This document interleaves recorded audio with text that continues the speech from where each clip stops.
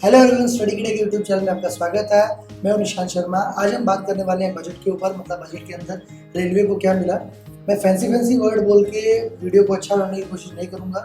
मैं to the point बात करने की कोशिश करूंगा कि जिसमें डायरेक्ट जो हमारे नॉर्मल पैसेंजर्स हैं उनको, और जो एस्पिरेंट्स हैं या जो लोग प्रिपरेशन कर रहे हैं आरआरबी आरआरसी की, उनको इससे क्या आने वाले टाइम में बेनिफिट होने वाला है। तो वीडियो शुरू करने से पहले मैं आपको रिक्वेस्ट करूंगा कि अगर आप आरआरबी आरआरसी या किसी भी डिपार्टमेंटल एग्जाम की रेलवे में प्रिपरेशन कर रहे हो तो हमारे टेलीग्राम ग्रुप को जरूर ज्वाइन करो। उसके अंदर आपको हर टाइप का कंटेंट मिलेगा। हमने प्रीवियस ईयर्स के सारे पेपर डाल के रखे हुए हैं। जो प्रिपरेशन कर रहे हैं अभी लड़के, वो तो जरूर जाएं। उसके अंदर मतलब 5500 लोग जुड़े हुए हैं, जिसमें से 80% लोग सिलेक्टेड हैं। तो अगर आप एएलपी की प्रिपरेशन कर रहे हो या टेक्नीशियन की प्रिपरेशन कर रहे हो तो आपकी जो भी क्वेरीज हैं, प्रिपरेशन कैसे करनी है, कौन सी बुक्स फॉलो करनी है, आप वहाँ पर बेसिक जाके क्वेश्चन पूछ सकते हैं। तो कोई ना कोई एक लड़का जो भी आपकी स्ट्रीम से मैच करता होगा वो रिप्लाई करेगा। आपको डेफिनेटली कहीं ना कहीं तो बेनिफिट होने वाला है। और बाकी वीडियोस के लिए तो फिर ये वाला चैनल है ही यूट्यूब पे, उसको आप सब्सक्राइब करें। इतने सारा कर रखे हैं, ये भी करके देख लो। बजट शुरू करने से पहले ना हमारे माननीय रेलवे मिनिस्टर जो है अश्विनी वैष्णव जी, उन्होंने ना 3 वादे किए थे। जब वैकेंसी आई थी अभी एएलपी की 5696, तब लोगों ने हड़ताल किया कि आपने बहुत कम वैकेंसी निकाली है। तब उन्होंने बोला कि हम हर साल नई वैकेंसीज निकालेंगे। हर साल हम एक प्रोसेस बना रहे हैं ताकि लोगों को 2-3 साल वेट ना करना पड़े। सुनने में अच्छा लगता है, पर क्या रेलवे में इतनी कैपेसिटी है कि वो हर साल नई वैकेंसी जनरेट कर सके? ऑलरेडी 1.5 लाख या 3 लाख बोल रहे हो आपने वैकेंसी रिक्रूट कर ली है, मतलब लोगों को रिक्रूट कर लिया है। रिटायरमेंट भी होती है, पर इतनी कैपेसिटी है कि लेवल 1, 2, 3, 4, 5, 6 में हम हर साल नई वैकेंसीज बना सकें। तो पहला वादा तो ये था उनका। दूसरा वादा क्या था उनका कि हम एक साल में रेलवे 700 करोड़ लोगों को ट्रैवल करवाता है। आने वाले टाइम में 2030 तक ये आंकड़ा कितना हो जाएगा? 1000 करोड़। और तीसरा वादा था कि जो वेटिंग लिस्ट है वो हम जीरो कर देंगे, मतलब जब भी जाना है जाओ, ट्रेन में आपको सीट मिलेगी।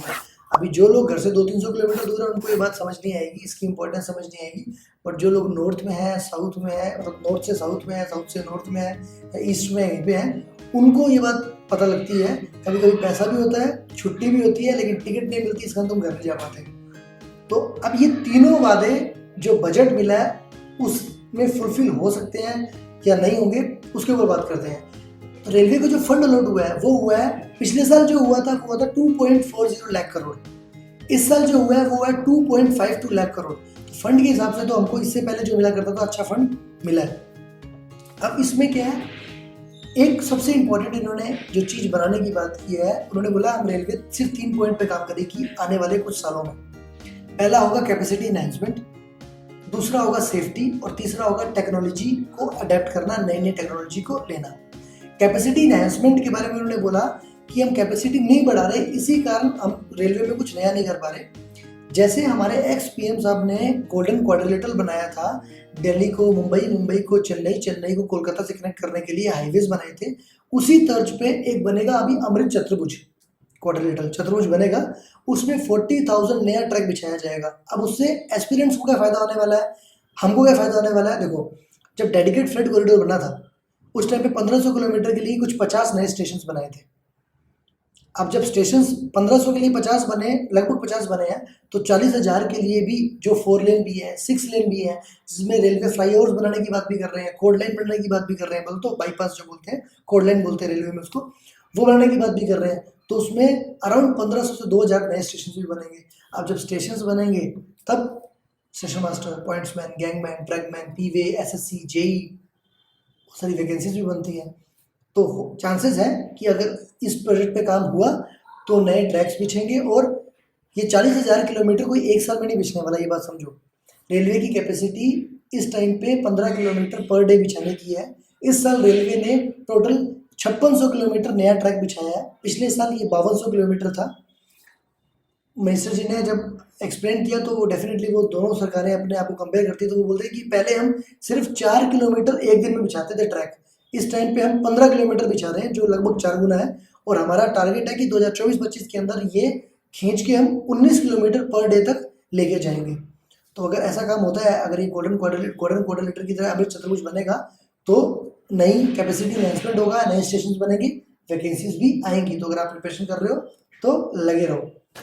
दूसरा उन्होंने क्या बोला, 40,000 जो वो हमारी बोगीज है उनको अमृत जो अपनी वंदे भारत है उसकी तर्ज में बनाया जाएगा। बोले तो जहाँ तुम बैठते हो वहाँ पर तुम्हें चार्जर मिलेगा, लाइट मिलेगी, एसी है तो तुम्हारा एसी वेंट अच्छा काम करेगा, मतलब उसकी तर्ज में बनाया जाएगा। तो पैसेंजर के कंफर्ट के लिए उन्होंने ये पॉइंट में बात की। तीसरा उन्होंने बोला कि जो मोनो रेल्स है और जो नमो ट्रेन है वो बड़ी बड़ी सिटीज़ के अलावा बाकी छोटी सिटीज़ में भी शुरू करेंगे। अब वो जैसे अभी मुंबई, दिल्ली इन सब में तो रहती हैं, बाकी छोटी सिटीज़ में भी लाने की बात की उन्होंने। और तीसरा मेन जो उन्होंने बोला वो बोला फ्रेट को बढ़ाने के लिए रेलवे का सबसे ज़्यादा फंड जो कहाँ से आता है, वो आता है फ्रेट से।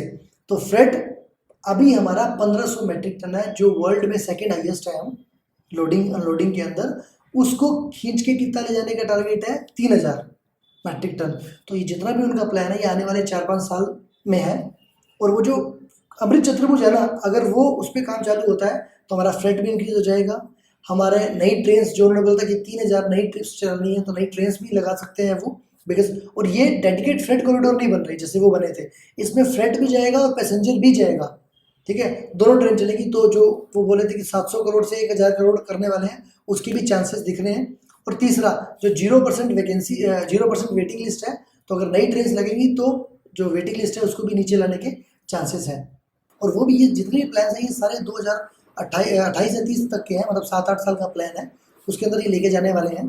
तो आई थिंक बजट के हिसाब से जैसा उन्होंने इंटरव्यू दिया है तो काफ़ी होपफुली काफ़ी बेनिफिट होने वाले हैं। नई ट्रेन शुरू होंगी तो आम पैसेंजर को भी आसानी होगी, नए ट्रैक बिछने वाले हैं। और मेन बात है कि जो ये ट्रैक बिछेंगे वो नई अपॉर्चुनिटीज़, नई वैकेंसीज भी क्रिएट करेंगे। तो अगर आप प्रिपरेशन अगर आप कर रहे हो तो आप लगे रहो। और आपने देखा भी होगा ऑलरेडी ALP की वैकेंसी आई है, उसके बाद टेक्नीशियन की वैकेंसी आ गई, उसके अलावा स्टेशन मास्टर मतलब लेवल 3, लेवल 4, लेवल 5, लेवल 6 के लिए भी उन्होंने ऑलरेडी कैलेंडर भी निकाल दिया है। तो अगर आप प्रिपरेशन कर रहे हो तो लगे रहो, स्टडी गिडा को फॉलो करो, टेलीग्राम पे जाओ, आपको डेफिनेटली जो लड़के सिलेक्ट हुए पड़े हैं वो आपको बेनिफिट करने वाले हैं। आप चाहो सब्सक्राइब करो, कुछ भी कमेंट हो मारना हो तो कमेंट सेक्शन में जाके मारो।